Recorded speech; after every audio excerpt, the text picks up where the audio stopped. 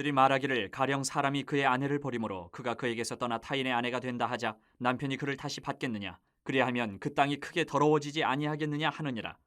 내가 많은 무리와 행음하고서도 내게로 돌아오려느냐? 여호와의 말씀이니라.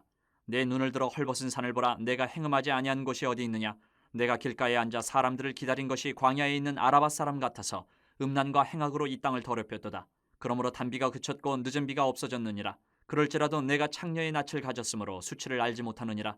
내가 이제부터는 내게 부르짖기를 나의 아버지여, 아버지는 나의 청년 시절의 보호자이시오니 노여움을 한없이 계속하시겠으며 끝까지 품으시겠나이까 하지 아니하겠느냐. 보라, 내가 이같이 말하여도 악을 행하여 내 욕심을 이루었느니라 하시니라. 요시야 왕 때에 여호와께서 또 내게 이르시되 너는 배역한 이스라엘이 행한 바를 보았느냐? 그가 모든 높은 산에 오르며 모든 푸른 나무 아래로 가서 거기서 행음하였도다. 그가 이 모든 일들을 행한 후에 내가 말하기를 그가 내게로 돌아오리라 하였으나 아직도 내게로 돌아오지 아니하였고 그의 반역한 자매 유다는 그것을 보았느니라. 내게 배역한 이스라엘이 간음을 행하였으므로 내가 그를 내쫓고 그에게 이혼서까지 주었으되 그의 반역한 자매 유다가 두려워하지 아니하고 자기도 가서 행음함을 내가 보았노라. 그가 돌과 나무와 더불어 행음함을 가볍게 여기고 행음하여 이 땅을 더럽혔거늘 이 모든 일이 있어도 그의 반역한 자매 유다가 진심으로 내게 돌아오지 아니하고 거짓으로 할 뿐이니라. 여호와의 말씀이니라. 여호와께서 내게 이르시되 배역한 이스라엘은 반역한 유다보다 자신이 더 의로움이 나타났나니 너는 가서 북을 향하여 이 말을 선포하여 이르라. 여호와께서 이르시되 배역한 이스라엘아 돌아오라. 나의 노한 얼굴을 너희에게로 향하지 아니하리라.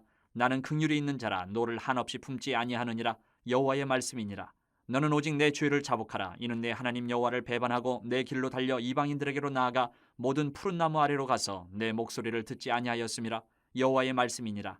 여호와의 말씀이니라. 배역한 자식들아 돌아오라. 나는 너희 남편임이라. 내가 너희를 성읍에서 하나와 족속 중에서 둘을 택하여 너희를 시온으로 데려오겠고 내가 또 내 마음에 합한 목자들을 너희에게 주리니 그들이 지식과 명철로 너희를 양육하리라. 여호와의 말씀이니라. 너희가 이 땅에서 번성하여 많아질 때에는 사람들이 여호와의 언약궤를 다시는 말하지 아니할 것이요 생각하지 아니할 것이요 기억하지 아니할 것이요 찾지 아니할 것이요 다시는 만들지 아니할 것이며 그때 예루살렘이 그들에게 여호와의 보좌라 일컬음이 되며 모든 백성이 그리로 모이리니 곧 여호와의 이름으로 말미암아 예루살렘에 모이고 다시는 그들의 악한 마음에 완악한 대로 그들이 행하지 아니할 것이며 그때 유다 족속이 이스라엘 족속과 동행하여 북에서부터 나와서 내가 너희 조상들에게 기업으로 준 땅에 그들이 함께 이르리라. 오늘 하나님이 이 유다에게 하시는 말씀은 이것입니다. 죄를 자복하라, 돌아오라. 이것이 오늘 본문에서 핵심이에요.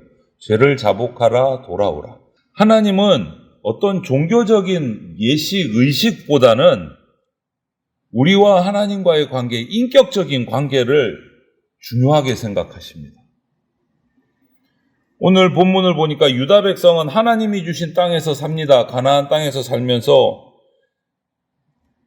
비와 풍요를 가져다 준다고 하는 바알 우상을 섬기고 있어요. 하나님 땅에 살면서 우상을 섬기고 있어요.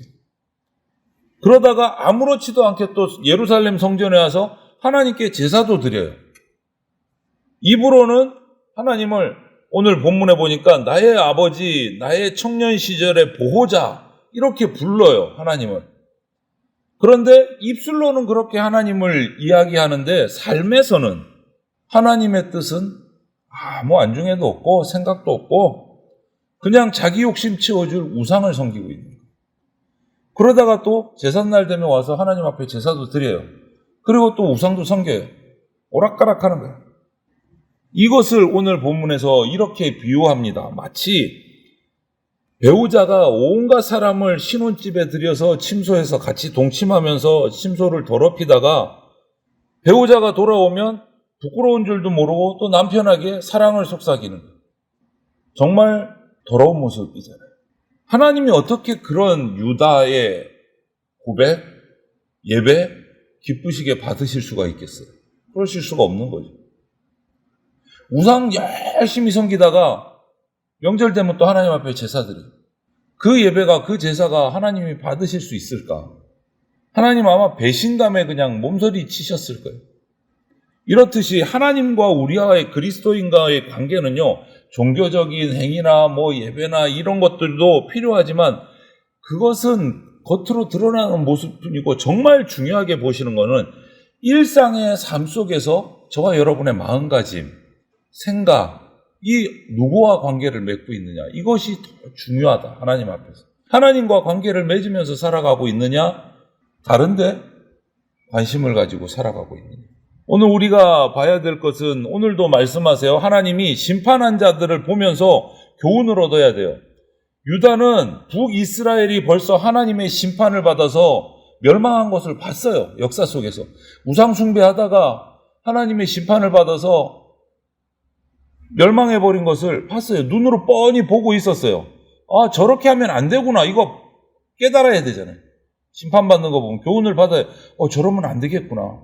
정신 바짝 차리고 하나님 앞에 엎드리고 우상을 제거하고 이게 정상적인 모습인데 오늘 보니까 그런데도 여전히 이스라엘의 길을 따라갔다. 유다는. 아니, 따라간 정도가 아니고 이스라엘보다 더 심하게 우상을 섬겼다. 이렇게 얘기하고 있어요.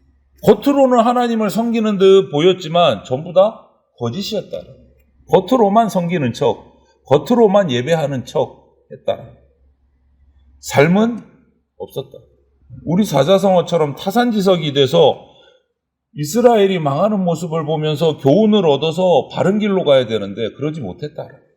하나님의 말씀보다 돈, 또 여러 가지 욕심들이 지배하는 이 세상 속에서 살아가는 것이 저와 여러분들인데 그러다 보니까 하나님은 주일날만 만나고 다른 날은 세상 논리를 따라서 살아가는 이것은요 그리스도인의 이런 삶의 모습이 만약에 있다면 하나님의 이름에 먹칠하는 거예요.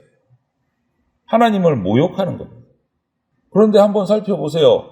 그런 안타까운 일이 정말 없습니까? 우리 그리스도인들 성도들 가운데 있단 말이에요. 그런 것을 보면서 저렇게 살아도 되는가 보다 하고 따라가면 지금 심판받는 유다와 똑같아요. 그런 모습을 보면서 나는 그러면 안 된다. 바르게 살아야겠구나를 깨달아야 된다. 그런 이스라엘을 향해서 그런 유다를 향해서 하나님은 계속 선지자도 보내서 바로 돌아오라고 외치고 어떨 때는 회초리를 들어서 심판도 하시고 역사 속에서 계속 그렇게 하셨어요. 그런데 어느 날 이 이스라엘과 유다의 악행을 심판하시고 정죄하시던 하나님이 갑자기 싹 모습을 바꾸셨어요. 더 이상 책망도 하지 않으세요. 오히려 부드러운 말로 오늘 보니까 돌아오라 이렇게 얘기하세요. 이건 뭘까? 하나님의 마음이 바뀌었을까? 그렇지 않습니다. 사랑의 매도 너무 지나치면 효과가 없어요. 역효과가 나요. 한두 번 매를 쳤을 때 돌아오면 그것이 정말 효과가 좋은데 그 말을 계속 너무 안 듣고 계속 때릴 때마다 더 악하게 행하니까 하나님이 그 심판을 멈추시고 돌아오라고 얘기를 해요. 말로 하는 거예요. 설득을 하시기 시작해요. 희망을 주시려는 거예요. 희망을. 그래서 오늘 11절부터 13절을 보면 돌아오라고 말씀하세요. 돌아오라. 동족이 죄로 인해서 망하는 것, 북이스라엘이 망하는 것을 보고도 남유다가 깨우치지 못한 채 그들과 같은 길, 아니 더 심한 우상숭배의 길을 가고 있는 것을 보면서 하나님께서 이미 망해버린 북이스라엘을 얘기하시면서 오늘 설득하시는 거예요. 심판은 그만하고 이제 긍휼을 베푸시려고 돌아오라고. 이것은 단지 유다를 부르시는 게 목적이 있는 것이 아니고 형제 이스라엘을 보고도 돌아서지 않는 유다를 회개하게 만드시려고 우회적인 방법을 쓰시는 거예요. 우리도 자녀들한테 그런 경우 어렸을 때 많이 하지 않습니까? 회초리를 때릴 때도 있지만 어떨 때는 얼르고 달랠 때도 있지 않습니까? 그거하고 똑같은 거예요. 우리의 부모님 되신 거예요. 하나님 아버지. 이스라엘이 이때 하나님께 돌아오는 방법, 유다가 돌아오는 방법은 명확합니다. 그리고 간단합니다. 13절에 뭐라고요? 죄를 자복하는 거예요. 지금까지 지었던 죄를 하나님 앞에 잘못했다고 자복하는 거예요. 그게 돌아오는 방법. 하나님 말씀에 불순종하고 영적으로 음란했다는 것을 회개하는 거예요. 그리고 하나님 말씀대로 살기로 결단하는 거예요. 그게 돌아오는 유일한 방법이에요. 이것만이 하나님의 긍휼하심을 통해서 은혜를 받고 다시 회복할 수 있는 유일한 길이에요. 죄를 자복하는. 그렇게 자복하고 돌아오면 하나님이 준비하고 계신 게 있어요. 그게 뭐냐? 백성에게 돌아오라고만 하지 않으셨어요. 너희 잘못한 거 자복하고 돌아오라. 하나님은 그럼 우리의 할 것만 막 의무만 주시는 분이 아니세요. 그리고 나서 하나님은 하나님 당신도 준비하고 계세요. 돌아오면 내가 이렇게 해줘야지. 그게 뭐냐? 오늘 15절에 돌아오는 이들에게 목자를, 좋은 목자, 마음에 합한 목자를 보내주겠다. 이 말은 뭐냐면 하나님이 배신하고 제멋대로 살았던 그 이스라엘 유다가 개인적인 허물만 있는 것은 아니다. 왜? 지도자가 잘못돼서 그들이 그 길로 나간 경우도 있기 때문에 그들에게만 죄를 묻지 않고 너희가 너희 잘못을 자복하고 돌아오면 내가 이제는 제대로 된 지도자를 세워주겠다. 그래서 그들을 통해서 하나님의 말씀을 배우고 훈련받도록 해주겠다. 내가 지도자를 보내주겠다. 목자를 보내주겠다. 여러분, 문제가 있는 가정에는 뭐가 있습니까? 문제가 있는 자녀만 있습니까? 아니요. 더 큰 문제는 문제가 있는 부모가 있기 때문에 그런 일이 일어나요. 우리는 다 인정해요. 그리고 문제가 있는 국가의 배후에는 문제 있는 백성보다는 더 중요한 건 뭡니까? 문제 있는 지도자가 있다라는 거예요. 문제 있는 지도자가. 그게 더 중요한 거죠. 그렇기 때문에 우리가 새롭게 되기 위해서는 자신의 노력도 당연히 필요하지만 하나님께서 직접 우리를 위해서 일하십니다. 좋은 지도자를 보내주셔서 하나님 마음에 꼭 드는 지도자를 보내주셔서 그분의 백성들을 새롭게 세워가신다. 오늘 그 약속을 해주시는 거예요. 그리고 나서 하나님께서는 그래서 회복돼서 백성들이 번성해서 많아질 때를 또 얘기하세요. 그것은 이제 앞으로 이루어질 하나님의 꿈이고 비전이에요.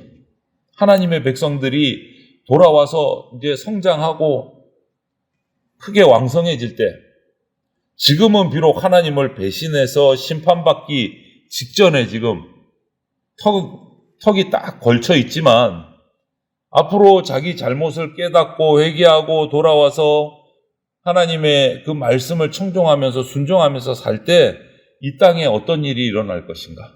언약궤를 찾지 않아도 된다. 이렇게 말해요. 이게 무슨 말일까? 언약궤를 찾지 않아도 된다.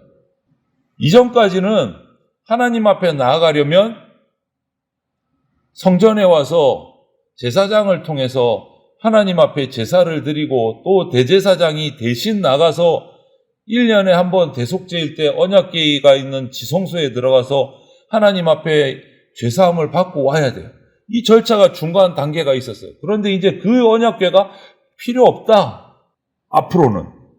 이 앞으로는이 언제일까요? 언약궤가 필요 없다. 예루살렘 자체가 하나님의 보좌이기 때문에 하나님이 직접 통치하시고 말씀하시겠다. 이게 무슨 말일까요? 바로 신약시대 예수님이 오신 이유를 말씀하시는 거예요. 예수님이 오신 이후에 결국 성전은 없어졌고 우리가 예수님의 십자가를 통해서 예수님 운명하실 때 어떤 일이 일어났습니까? 성전에 지성소와 성소를 가르던 언약궤로 들어가던 그 막인 휘장을 위에서 아래로 찢으셨잖아요. 이제는 바로 나가라. 예수 그리스도의 이름으로 기도하고 예수 그리스도의 이름으로 직접 하나님 앞에 나갈 수 있게 됐다. 언약궤가 필요 없어졌어요. 그때를 벌써 지금 얘기하시는 거예요. 예레미야 때 예언을 하시는 거예요. 이런 영적 회복은 육적인 회복도 이어지고 북왕국 이스라엘, 남왕국 유다가 함께 하나님 허락하신 땅에 살게 될 것이다. 이 정말 큰 약속이에요. 큰 약속을 해주신 거예요. 예언을 하신 거예요. 이것이 완전히 100% 이루어질 때가 언제냐? 예수님이 오실 때 이루어집니다. 지금 이루어져 가고 있어요. 예수님이 오셨기 때문에 이루어져 가고 있고 이것이 완전히 100% 다 이루어질 때는 언제일까요? 예수님 다시 오실 때, 재림하실 때. 결국 우리는요, 죄 때문에 멸망하는 게 아닙니다. 인간은 죄를 지을 수 있어요. 왜? 완벽하지 않기 때문에. 죄 때문에 멸망하는 것이 아니고 지은 죄를 회개하지 않는 우리의 완악함 때문에 멸망하는 거예요. 완악함 때문에. 죄는 계속 있어요. 예수님 다시 오셔서 이 사탄을 처단하시기 전까지 이 땅에 죄는 있어요. 그런데 죄 때문에 망하는 게 아니에요. 우리가 지은 죄를 하나님 앞에 회개하지 않는 완악함 때문에 우리가 망하는 거예요. 하나님은 긍휼하시고 자비하시기 때문에 어떤 죄와 허물도 우리가 하나님 앞에 나와서 자복하고 용서를 빌면 용서해 주세요. 해결이 되는 거예요. 그런데 우리의 완악함, 우리의 고집, 내 죄를 자복하지 않는 고집, 그것 때문에 용서받지 못하는 거예요. 그래서 우리는 주님 다시 오시는 그날까지 우리의 살아있는 양심을 가지고 성령의 이끄심에 민감하게 반응하는 그러한 삶을 살아야 돼요. 돌아오라, 죄를 자복하라 하면 거기에 순종해야 돼요. 고집 부리지 말고 이 남유다나 북이스라엘처럼 우리가 이렇게 배신해서 하나님께 돌아올 수 있는 근거가 있어요. 그냥 무조건이 아니고 오늘 12절에 보면 하나님이 나는 긍휼이 있는 자다 이렇게 말씀하세요. 긍휼이 있는 자다. 하나님은 긍휼이 있다는 말씀, 긍휼의 하나님이라는 말은 뭐냐면 용서해 주신다는 거예요. 회개하고 돌아오면 용서해 주시겠다는 거예요. 이 약속 붙들고 우리가 나가야 돼요. 여러분, 하나님은 공의의 하나님이시면서 또 사랑의 하나님이십니다. 그분이 어떨 때는 심판하시고 매를 드시는 까닭이 있어요. 왜? 사랑하는 백성들을 깨우쳐서 구원하시려고. 하지만 그 대신 또 우리를 설득하실 때도 있어요. 이 둘 다 이유가 뭐냐? 우리를 멸망시키시려고? 아니요. 회초리를 들 때도 그렇고 우리를 사랑으로 설득하실 때도 그렇고 하나님의 목적은 우리를 멸하시려는 게 아니고 구원하시려는 거예요. 구원하시려는. 그래서 때리시다가도 안고 눈물 흘려주시고 우리를 토닥여 주시기도 하고 혼내시다가도 소망을 주시고 선물을 주실 때도 있고 이 사랑과 긍휼의 하나님께서 오늘도 저와 여러분들을 기다리고 있습니다. 기다리고 계십니다. 그래서 완악한 죄인인 우리가 신랑 되신 예수님께로 우리의 아버지 되신 하나님께로 돌아가는 길은 딱 한 가지밖에 없어요. 오늘 이것을 기억하고 우리가 순종해야 됩니다. 그게 뭐냐? 오늘 본문 13절 말씀같이 오직 나의 죄를 자복함으로 하나님께로 돌아가는 거예요. 긍휼하신 하나님께로 돌아가는 거예요.